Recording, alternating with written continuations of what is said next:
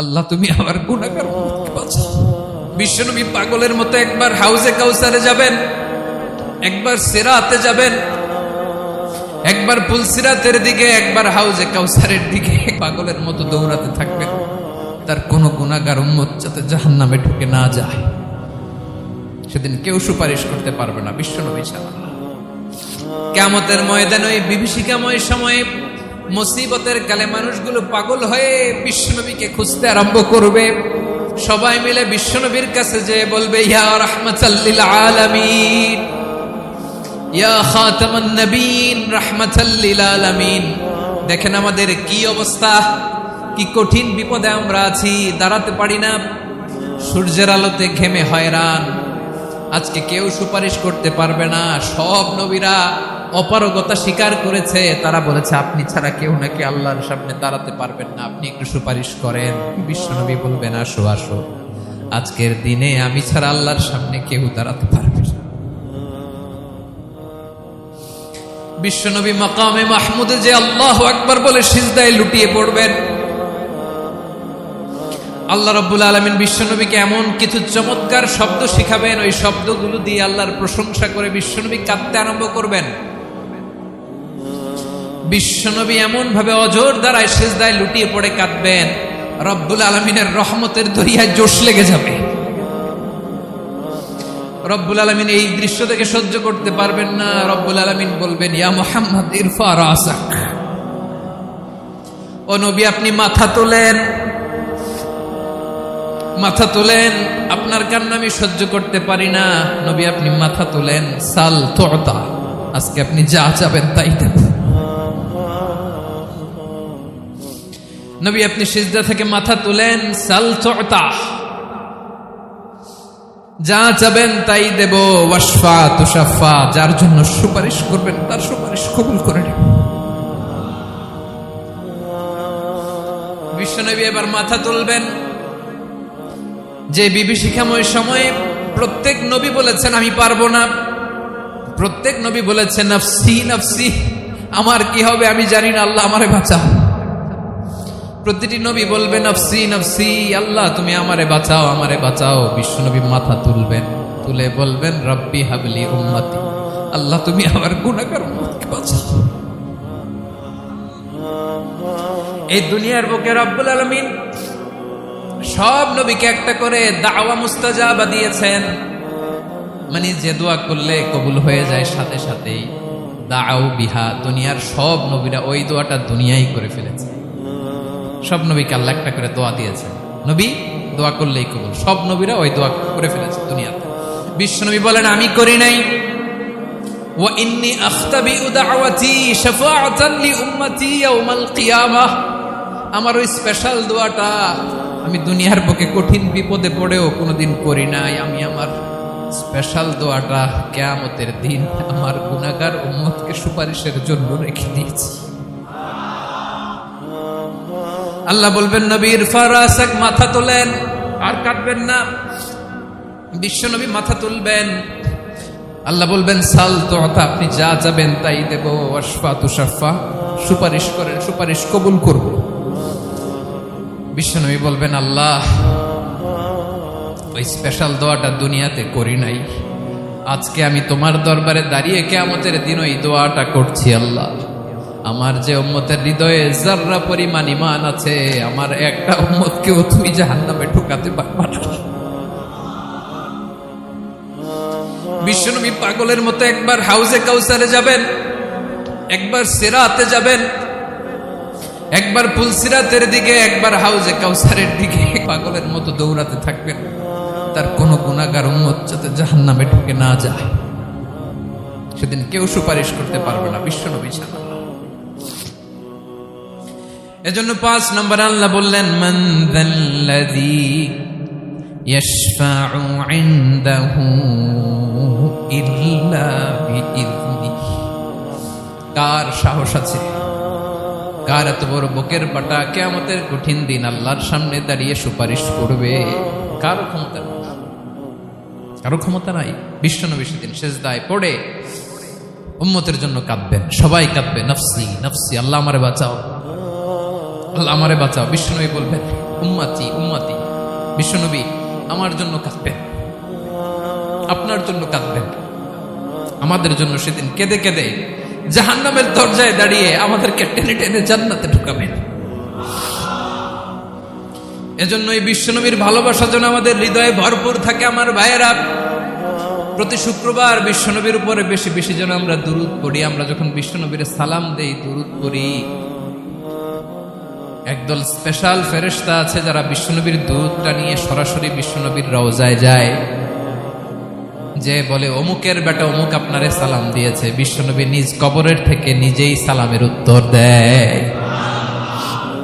বিশ্বনবীর ভালোবাসা যেন আমাদের হৃদয়ে থাকে, বিশ্বনবীর সুন্নাহ দিয়ে যেন আমাদের জীবনটাকে সাজাই। পারা যাবে ইনশাআল্লাহ। বিশ্বনবীর ভালোবাসা ছাড়া কেউ জান্নাতে ঢুকতে পারবে। বিশ্বনবীর পক্ষে আমরা বলব, বিশ্বনবীর পক্ষে আমরা লিখব, বিশ্বনবীর জন্য আমরা আমাদের কলিজার রক্ত বিলিয়ে দিব, ঠিক কিনা বলেন? সেদিন বিশ্বনবী ছাড়া কেউ সুপারিশ করতে পারবে না। 5 নম্বর আল্লাহ বললেন, মান দাল্লাযী ইয়াশফাউ ইনদাহু ইল্লা বিইذনি, কে আছে সুপারিশ করবে আল্লাহর সামনে আর আপনি আপনার বাবার দরবারে যে সেজদা দেন? হ্যাঁ, ইব্রাহিম আলাইহিস সালাম থারথার করে কাঁপবে আর বলবে নাফসি নাফসি, আল্লাহ আমারে বাঁচাও। মুসা আলাইহিস সালাম থারথার করে কাঁপবে, আল্লাহ নাফসি নাফসি, আমারে বাঁচাও। আর আপনি পীরের দরবারে যে সেজদা দেন? কোথায় আছেন আপনি? খবরদার, কেউ বাঁচাতে পারবে না। যাকে ইল্লা আল্লাহ যাকে অনুমতি দেন, বিশ্বনবীকে দিবেন, নবীদেরকে দিবেন, এরপরে আল্লাহ তার স্পেশাল ওয়ালিদেরকে, মুত্তাকিনদেরকে, শহীদদেরকে, সিলেক্টেড বান্দাদেরকে দিবেন। কিন্তু কাকে দিবেন, কার জন্য দিবেন, দুনিয়ার কেউ জানে না। একজন ছাড়া, তিনি কে? আল্লাহর ওয়ালিদেরকে, নেককার লোকদেরকে আল্লাহ সুপারিশের অনুমতি দিবেন। কিন্তু আপনি যারে মানেন, যার পায়ে সেজদায় লুটিয়ে পড়ে থাকেন, তারে যে আল্লাহ দিবেন, এটার কোনো গ্যারান্টি আছে? কথা বলেন। এজন্য জপতে হবে একজনের নাম, আওয়াজ করে বলুন, তিনি কে? আয়াতুল কুরসির 5 নাম্বার কথা হচ্ছে, সেদিন কেউ কারো উপকারে আসবে না, সুপারিশ করার সুযোগ পাবে না, আল্লাহ যাকে অনুমতি দেয় তিনি ছাড়া। আল্লাহ যদি কাউকে দয়া করে অনুমতি দেয় তাহলে করতে পারবে, তাহলে পারবে। সেই কিয়ামতের দিনটা বড্ড ভয়ঙ্কর, কেউ সুপারিশ করার সাহস পাবে না। আরে আমার অবস্থা কি আমি জানি না, আমি আবার কারোর জন্য সুপারিশ করব? কথা বুঝেন নাই? আমার কি হবে আমি জানি, তা আমি আরেকজনের নিয়ে টেনশন করার সুযোগ কোথায়? ইয়া নাফসি ইয়া নাফসি, আল্লাহ আমারে বাঁচাও, আমারে বাঁচাও, আমারে বাঁচাও। কাঁদতে কাঁদতে মানুষ হয়রান হয়ে যাবে, এ নাকি আবার আরেকজনের বাঁচাও।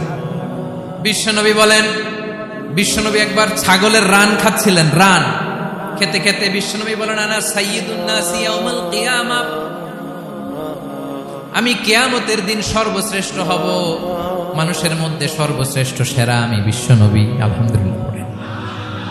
বিশ্বনবী বলেন, সেদিনটা বড্ড ভয়ঙ্কর, সেদিন কেউ কারো কোনো উপকারে আসবে না, বন্ধু বন্ধুর কাজে আসবে না, স্ত্রী স্বামীর উপকারে আসবে না, স্বামী স্ত্রীর উপকারে আসবে না, পীর সাহেব মুরিদরে বাঁচাতে পারবে না, মুরিদ পীর সাহেবরে বাঁচাতে পারবে না, নেতা কর্মীর পরিচয় দিবে না, কর্মী নেতার পরিচয় দিবে না, ভাই বোনকে চিনবে না, বোন ভাইকে চিনবে না, বাবা তার সন্তানকে চিনবে না, মেয়েকে দেখে মা দৌড়ে দৌড়ে পালাবে। বড্ড ভয়ঙ্কর দিন। বিশ্বনবী বলবেন, জমিনটা এখনকার মতো থাকবে না, পুরো জমিনটা সমান হয়ে যাবে, ফ্ল্যাট। এখন তো গোল, তখন ফ্ল্যাট। সবাই এক জমিনের উপরে দাঁড়াবে, সূর্যটা মাথার কাছে চলে আসবে, সূর্যের গরমে মানুষের মাথার মগজ গলে গলে কানের ছিদ্র, নাকের ছিদ্র দিয়ে বেয়ে বেয়ে পড়বে। আহ, সবাই হয়রান, পেরেশান, ক্লান্ত শ্রান্ত। মানুষগুলো বলবে বাঁচার কোনো উপায় নাই।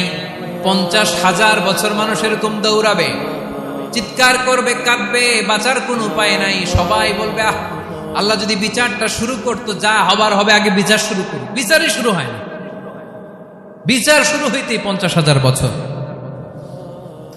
আল্লাহ, 50,000 বছর, 5,000, 15,000 না, 50,000 বছরের যাবে। মানুষগুলো কাঁদতে কাঁদতে বলবে, চলো আমরা আদম আলাইহিস সালামের কাছে যাই, যেন আল্লাহর যে সুপারিশ করে, আল্লাহ আপনি বিচার শুরু করেন।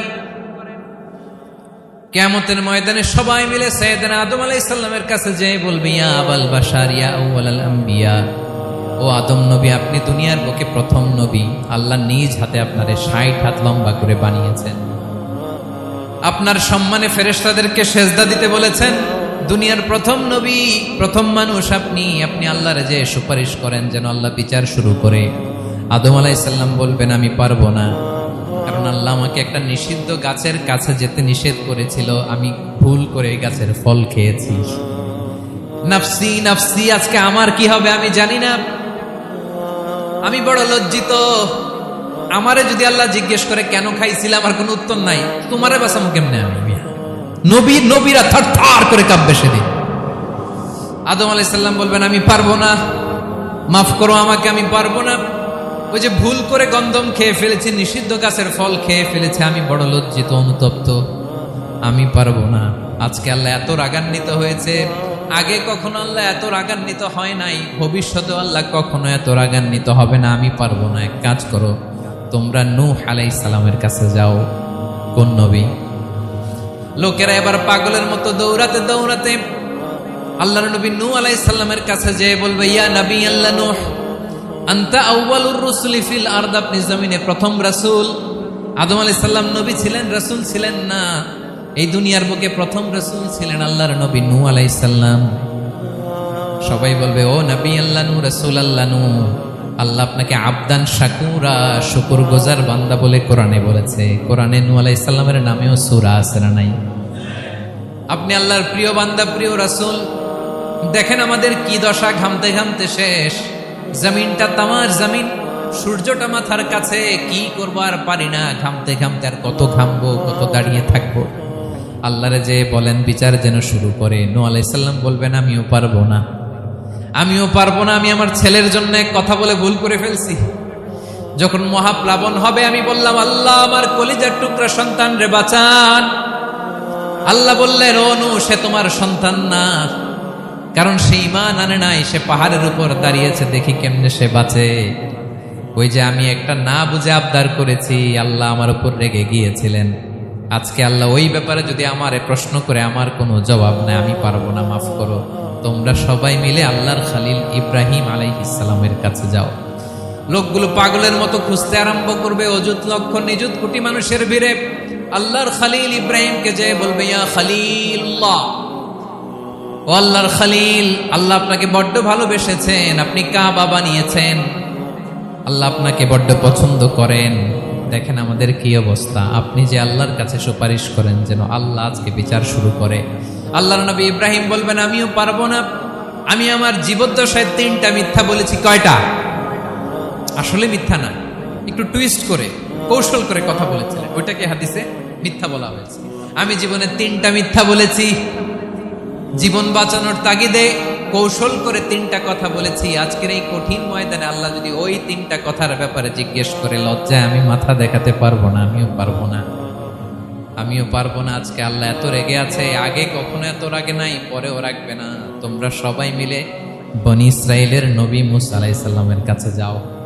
সবাই এবার যাবে মূসা আলাইহিস সালামের কাছে, যেয়ে বলবে, ইয়া নবী আল্লাহ মূসা, আপনি ছিলেন কালিমুল্লাহ, আল্লাহর সাথে সরাসরি কথা বলতেন। রব্বুল আলামিন আপনাকে তাওরাত কিতাব দিয়েছেন, আপনি যে একটু সুপারিশ করেন। আল্লাহর নবী মূসা বলবেন, মাফ করো, আমিও পারবো না, আমি দুনিয়ার বুকে ভুল করে একটা মানুষকে মেরে ফেলেছি। আমি মারছিলাম আদব শিক্ষা দেওয়ার জন্য এক থাপ্পড়, থাপ্পড়ে যে ওই লোক মরেই যাবে আমি জানতাম না। আজকে আল্লাহ যদি জিজ্ঞেস করে কেন মারলা, জবাব আছে? ওই লজ্জায় আমি অনুতপ্ত, আমি পারবো না, আমার এই কথা বলো না। আজকে আল্লাহ বড্ড রেগে আছে, আমি পারবো না। তোমরা আল্লাহর নবী ঈসা আলাইহিস সালামের কাছে যাও। কিয়ামতের ময়দানে মানুষগুলো পাগল পাড়া হয়ে আল্লাহর নবী ঈসা আলাইহিস সালামের কাছে যাবে, যে বলবে, নবী ঈসা আপনি রূহুল্লাহ, বাবা ছাড়া আল্লাহ আপনাকে বানিয়েছেন, ইনজিল কিতাব দিয়েছেন, মৃত মানুষকে আপনি জীবিত করতে পারতেন। আজকের এই কঠিন বিপদের দিনে আপনি আমাদের সাহায্য করেন। আল্লাহর কাছে যে বলেন যেন বিচার শুরু করে। ঈসা আলাইহিস সালাম বলবেন, আমিও পারবো না, ইন্নী উবিদতু মিন দুনিল্লাহ, আমার উম্মত খ্রিস্টানেরা আল্লাহরে বাদ দিয়ে আমি ঈসার ইবাদত করেছে। আমার মা ম্যারি আর আমাকে ডাকতো জেসাস ক্রাইস্ট, আমার ইবাদত করেছে, যদিও আমি আমার ইবাদত করতে বলি না। ঈসা আলাইহিস সালামও ইবাদত করতে বলেছেন একজনের, তিনি কে?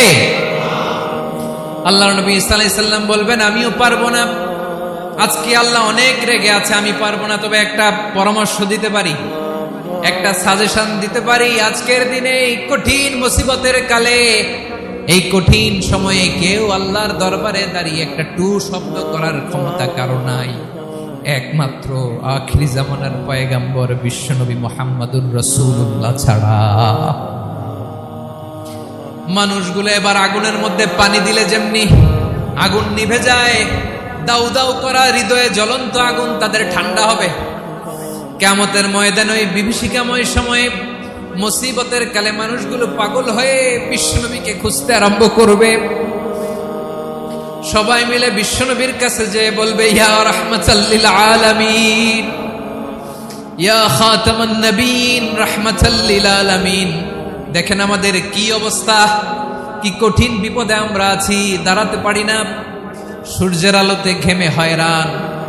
আজকে কেউ সুপারিশ করতে পারবে না, সব নবীরা অপারগতা স্বীকার করেছে, তারা বলেছে আপনি ছাড়া কেউ নাকি আল্লাহর সামনে দাঁড়াতে পারবেন না, আপনি একটু সুপারিশ করেন। বিশ্বনবী বলবেন আসো আসো, আজকের দিনে আমি ছাড়া আল্লাহর সামনে কেউ দাঁড়াতে পারবে না। বিশ্বনবী বলবেন আল্লাহ, ওই স্পেশাল দোয়াটা দুনিয়াতে করি নাই, আজকে আমি তোমার দরবারে দাঁড়িয়ে কিয়ামতের দিন ওই দোয়াটা করছি। আল্লাহ, আমার যে উম্মতের হৃদয়ে যাররা পরিমাণ ঈমান আছে, আমার একটা উম্মতকেও তুমি জাহান্নামে ঢোকাতে পারবা না। বিশ্বনবী পাগলের মতো একবার হাউজে কাউসারে যাবেন, একবার সিরাতে যাবেন, একবার পুলসিরাতের দিকে, একবার হাউজে কাউসারের দিকে পাগলের মতো দৌড়াতে থাকবেন। তার কোন গুনাহগার উম্মত যাতে জাহান্নামে ঢুকে না যায়, সেদিন কেউ সুপারিশ করতে পারবে না বিশ্বনবী ছাড়া, কারো ক্ষমতা নাই। বিশ্বনবী সেদিন সেজদায় পড়ে উম্মতের জন্য কাঁদবেন, সবাই কাঁদবে নফসি নফসি, আল্লাহ আমারে বাঁচাও, আল্লাহ আমারে বাঁচাও। বিশ্বনবী বলবেন উম্মতি উম্মতি। বিশ্বনবী আমার জন্য কাঁদবেন, আপনার জন্য কাঁদবেন, আমাদের জন্য সেদিন কেঁদে কেঁদে জাহান্নামের দরজায় দাঁড়িয়ে আমাদেরকে টেনে টেনে জান্নাতে ঢুকাবেন। এজন্য এই বিশ্বনবীর ভালোবাসা যেন আমাদের হৃদয়ে ভরপুর থাকে। আমার ভাইয়েরা, প্রতি শুক্রবার বিশ্বনবীর উপরে বেশি বেশি যেন আমরা দুরূদ পড়ি। আমরা যখন বিশ্বনবীর সালাম দেই, দুরূদ পড়ি, একদল স্পেশাল ফেরেশতা আছে যারা বিশ্বনবীর দুরূদটা নিয়ে সরাসরি বিশ্বনবীর রওজায় যায়, যে বলে অমুকের বেটা অমুক আপনারে সালাম দিয়েছে। বিশ্বনবী নিজ কবরের থেকে নিজেই সালামের উত্তর দেয়। বিশ্বনবীর ভালোবাসা যেন আমাদের হৃদয়ে থাকে, বিশ্বনবীর সুন্নাহ দিয়ে যেন আমাদের জীবনটাকে সাজাই। পারা যাবে ইনশাআল্লাহ।